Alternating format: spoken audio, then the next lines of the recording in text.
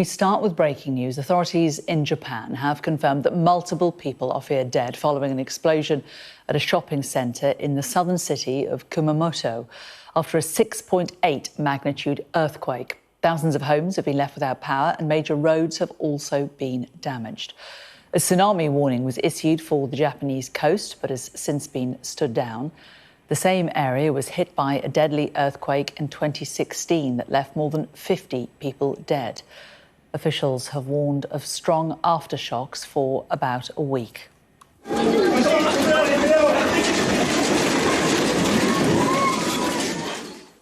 Well, screams were heard from inside the RKK newsroom in Kumamoto as the earthquake caused staff to take cover as equipment began to shake and smash around them. Well, let's just show you the very latest images that we have coming out of Japan. You can see a number of buildings in Kumamoto which have been damaged. We know that the shopping centre that we were referring to, the second floor of that shopping centre, has now collapsed, according to fire officials. I think this could be the shopping centre, actually. The exterior walls have come off as well, exposing what appears to be the building's framework. This is of the Aeon Mall shopping centre, which, of course, collapsed after the explosion. It is feared that there are multiple deaths at this shopping centre. We will bring you more from there as we get it live. Well, Japan's Prime Minister has called on people to take steps to protect themselves. The Cabinet Office has sent their research team to the affected area. We're currently assessing the damage and number of casualties, but there have been reports on injuries as well as power cuts, damaged roads, bridges and buildings. I ask all to take measures to protect yourselves.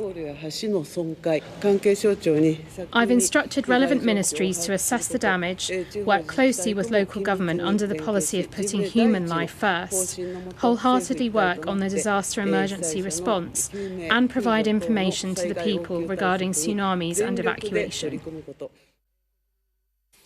Well, earlier we spoke to Ryota Mimaki, who experienced the earthquake. The initial shock was, I think, about 2 minutes or something, and it was quite big. I've never experienced that big earthquake, so I was not being able to stand still. So I was in holding rail or something. Still, it continues. I feel like every 20 minutes, I feel like, the land is shaking. But as far as I can see on TV, the, explosion is quite big. And as far as I know there's some people died because of that incident. And also that shopping area mall is kind of place where we used to go for, dinner or for shopping, for anything. So I think a lot of local people are really shocked by this. Well, our Asia correspondent Helen Ann Smith joins us on the phone now. And what is the latest that you are hearing about possible casualties at the shopping centre, Helen Ann? Sadly, it looks and sounds that there will be quite a number of casualties at the shopping centre. Police at the moment are saying quite a few, quote-unquote, people presumed dead in that incident. The timeline of it is a little confusing at the moment. We're just at the stage where we're trying to piece together exactly how much time there was between the quake and then there were reports of an explosion. It's unclear at the moment what exactly caused that explosion. And it was after that, it seems, that the second floor of this shopping centre collapsed and that a number of people are trapped inside. Although it's worth saying that a spokesperson for the shopping centre said that there were customers and employees evacuated immediately after the initial quake. So again, that timeline at the moment, as is so often with these natural disasters, just a little bit fuzzy. And so it's a little unclear just how much time they would have had to get people evacuated before that explosion and before the collapse of what appears to be the second story that seems to have left many people trapped. And sadly, it seems perhaps at least a number of people who have lost their lives as well. So we'll be following that really closely. But look, again, we're at that stage with natural disasters, with earthquakes. We're just trying to piece together exactly how extensive the damage has been. A 6.8 magnitude earthquake, only about 12 miles outside a kind of a major city centre, albeit quite a small sort of provincial Japanese city of Kumamoto, but nonetheless home to about 700,000 people. So quite an urban epicenter. And of course, as we know, Japan, no stranger at all to earthquakes. But where that epicenter is, how urban it is, how densely populated the area is, how shallow the quake is, just all has such an impact on how extensive the damage is. And authorities there saying that this particular quake, as well as having a pretty urban epicenter, was quite shallow, only about 10 kilometers deep. And that, they are saying, means that the potential for damage is higher, but crucially as well, the potential for aftershocks is higher. So the Japanese authorities saying that around 300,000 people are being asked to evacuate because they are worried about those aftershocks. The Prime Minister saying that well in excess of 3,500 soldiers are going to be deployed to kind of manage that scene, to help with the recovery, to help evacuate people and work with the kind of the risk of that aftershock that people are worried about. But, even the first quake at the moment appears to have caused pretty extensive damage. The authorities are talking about roads having been severely damaged, bridges down, buildings down, trains derailed as well. There's some reports of people who were on one of Japan's famous bullet trains when the quake hit, having been quite seriously injured. So again, it's a little difficult to piece together just how many people are injured, just how many people sadly might have lost their lives in this. But certainly the kind of the incidents around that shopping centre in particular are looking worrying indeed, for sure. Just worth saying that, look, Japan is one of the best prepared countries for earthquakes like this. It is one of the most earthquake-prone countries in the world. It gets sort of 1,500 a year, something like that. And it's not unknown to have an earthquake of sort of 7.5, 7.6 on the Richter scale, these huge, huge quakes, and sort of come out of them with sort of relatively few people injured. And that's just because the infrastructure in Japan is so well prepared.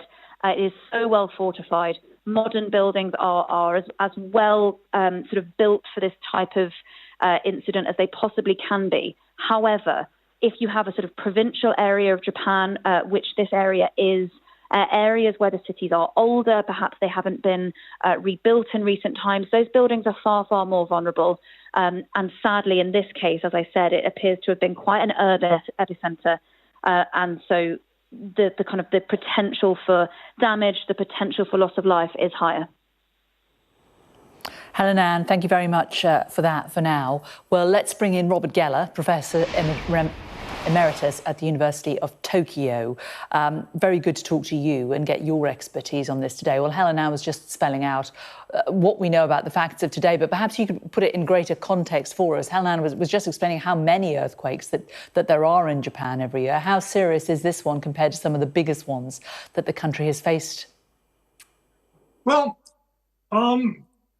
what's important in causing damage or not is not only the magnitude of the earthquake, but where it is. That a magnitude 7 earthquake off the coast of Japan may cause tsunami damage, but not much property damage. On the other hand, a magnitude 7 earthquake like the one today, which is right underneath an urban area, will cause a lot of damage, unfortunately. And earthquakes are not predictable. And we can't say where the next one will occur either. But maybe on a long-term average, once every 10 years or so, you have an earthquake like today's someplace underneath Japan. For example, the 1995 earthquake in Kobe 30 years ago was of a similar size. And that one caused 6,000 deaths, mainly from fires and collapsed buildings. Hopefully the death toll in today's earthquake will be much lower, but unfortunately, it's not going to be zero either. And in terms of, you're pointing out obviously the fact that it's the location in terms of the fact that this is under an urban area, not out to sea, not in a rural area. Also the depth of the earthquake, quite shallow. To tell us a little bit about that. Yes, well that's like the 1995 earthquake in Kobe. was similarly quite shallow, 10 kilometers or so. The earthquakes underneath the Japanese island are frequently at shallow depths of 10 kilometers, more or less. So geologically speaking, this is very common on a long time scale. But of course, whenever it actually does happen in some particular place, it comes without warning. And it does come without warning. I mean, you know, are there no things that give you an indication that there might be a quake to come? I mean, often you get smaller earthquakes, don't you? Well, there are small earthquakes all the time, but there's no presently established scientific method for saying this small earthquake is a foreshot of a big one to come in a few minutes, whereas this one is just a random small one. Foreshocks can, given present science, only be recognized in retrospect, not going forward. What potential is there now for aftershocks? Basically 100%. That aftershocks are usually smaller than the main shock, and they're completely inevitable when you have a large one like today.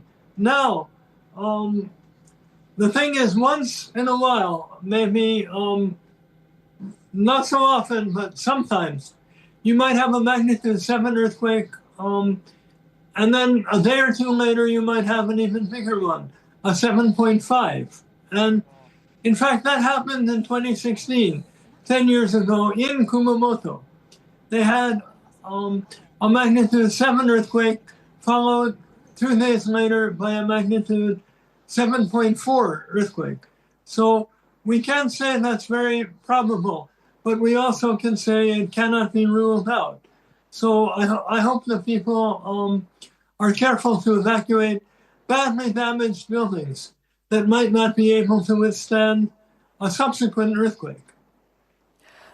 That's an important point, isn't it? That an aftershock may be, as you say, bigger than the original shock. This could be one of those slightly smaller quakes that comes before a larger one.